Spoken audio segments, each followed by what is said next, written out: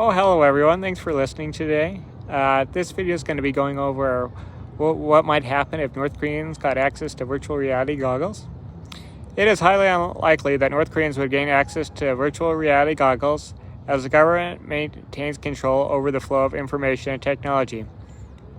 If access were possible, VR could have a profound effect on the lives of North Koreans by exposing them to uncensored information, fostering new connections, and providing a sense of escape from their highly restrictive society. The virtual reality experience, a sudden immersion into the world out to the outside world via VR, would be a jarring and potentially transformative experience for many North Koreans.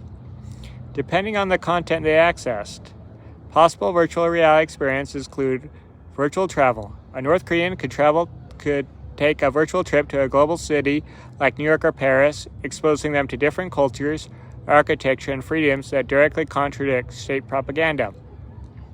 Access to foreign media. They could watch unrestricted videos and documentaries, including South Korean dramas and films, which are forbidden but highly sought after in North Korea. Unfiltered news. Users could access global news sources like the BBC or CNN, which offer an independent perspective on world events and their own country outside of state-controlled outlets. Educational content.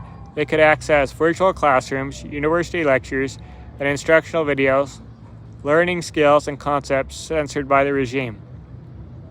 Potential impacts on individuals and society. The introduction of VR and the freedom it represents would pose a direct threat to the regime's control and propaganda, leading to a variety of significant and unpredictable outcomes. On an individual level, increased isolation. Rather than reducing loneliness, an individual might feel even more isolated after seeing what they are missing and realizing how disconnected they are from the world.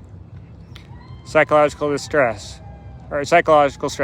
Confronting a reality that is completely at odds with their state-taught history could lead to profound psychological distress and a deep-seated distrust of the government. Inspiration for change. For others, exposure to the outside world could provide a sense of hope and fuel a desire for change, encouraging them to seek more information or even attempt to leave the country. On a societal level, erosion of trust. If VR technology became widely available, it would rapidly erode the regime's control over information, weakening its authority and hold on the population. Social unrest.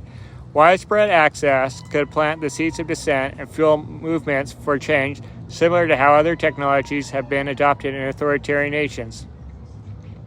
Government countermeasures. North Korea would likely employ its sophisticated surveillance technology to detect VR usage, leading to even harsher punishments for citizens caught with unauthorized content. While access is currently almost impossible, North Korea's state apparatus is specifically designed to prevent the kind of free information that VR would enable. Strict technology controls. Most citizens only have access to the state-controlled intranet, Kwangmyong. Devices are inspected for unapproved content, and using unapproved technology can lead to imprisonment. Surveillance. The government actively monitors communications and uses Group 109 security teams to conduct physical searches for foreign media. Severe punishments.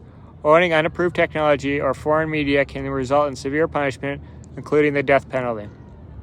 In essence, while VR could offer a pathway to freedom and knowledge for North Koreans, the regime's pervasive control makes it a nearly impossible tool for citizens to acquire or use without facing extreme consequences. Ooh, I hope that would. I wonder what would happen. All right. Thanks for listening to this video, everyone. Take care. Take care.